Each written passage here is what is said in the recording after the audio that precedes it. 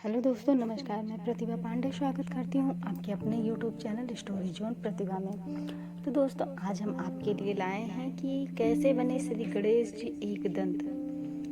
तो आइए शुरू करते हैं दोस्तों श्री गणेश जी के बारे में कि वो कैसे एक दंत बने। ये तो हम सभी जानते हैं कि श्री गणेश एक दंत हैं, अर्थात उनका एक दांत टूटा हुआ है। लेकिन क्या आप ये जानते हैं कि आखिर क्यों श्री गणेश का एक दांत टूट गया? इस विषय में हमें पुराणों में कई वर्णन मिलता है। इनमें से कुछ कथाएं सुनी हुई हैं, किंतु कुछ ऐसी भी हैं जिनके बारे में बहुत कम लोग जानते हैं।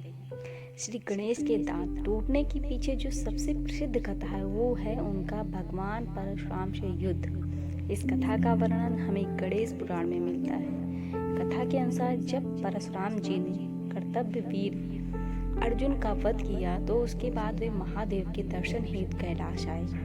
सहस्त्रा अर्जुन का वध करने के कारण उस समय तक भी परशुराम जी के मन में बहुत क्रोध था। जब वे महादेव और माता के दर्शनों को कैलाश पहुंचे तो उस समय दोनों अपने कक्ष में थे और कक्ष के बाहर श्री गणेश द्वारपाल के रूप में खड़े थे।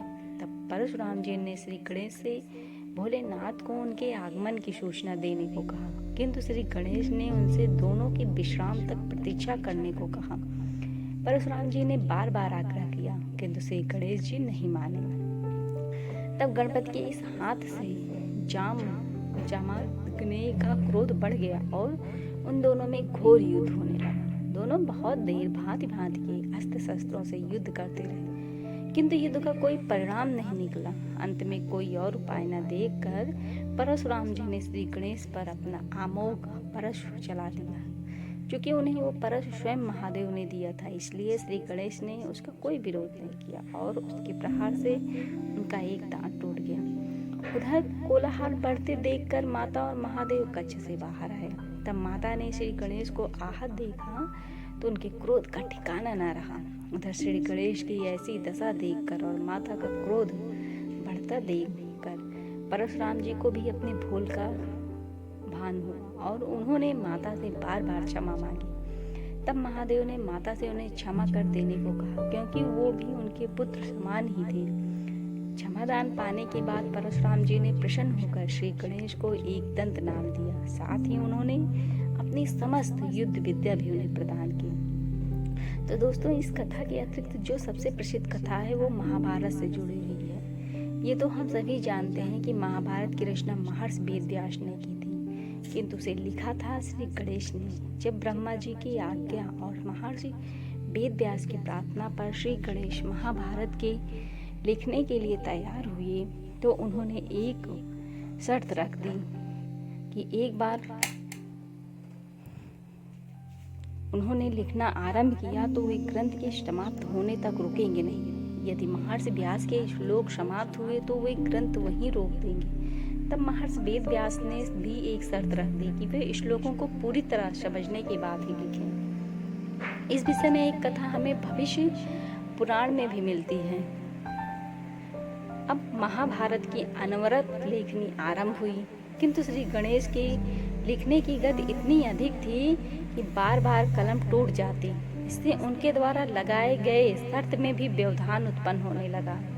इस बार बार की दिक्कत से बचने के लिए श्री गणेश ने स्वयं अपना एक दंत तोड़ दिया और फिर उसी से संपूर्ण महाभारत की लेखनी संपन्न हुई।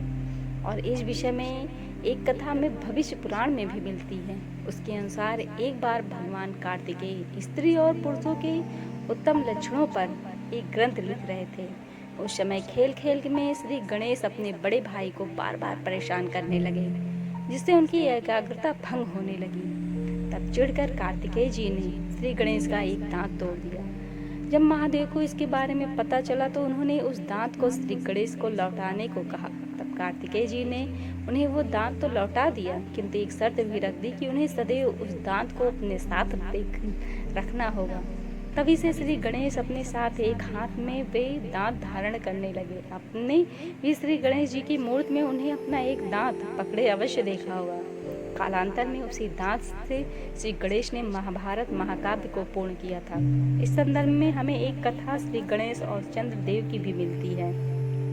और कथा के अनुसार एक बार श्री गणेश भोजन कर अपने वाहन मूषक पर कैलाश भ्रमण को निकले। मूषक तेज गति से जा रहा था कि मार्ग में एक सर्प आ गया। उसे देखकर मूषक डर गया और अचानक ही रुक गया। इस पर श्री गणेश अपने वाहन से नीचे आ गिरे। यह देखकर स्वर्ग से चंद्रदेव जोर जोर से हंसने लगे।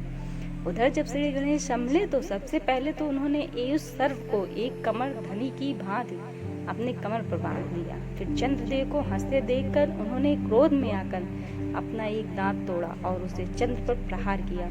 उसी प्रहार से चंद्रदेव पर कलंक पड़ गया। वास्तव में चंद्र को अपनी सुंदरता पर बड़ा घमंड था। उसी को तोड़ने के लिए श्री गणेश ने उन्हें कांतिहीन हो जाने का श्राप भी दिया। बाद में महादेव की कृपा से चंद्र को श्राप से मुक्ति मिली।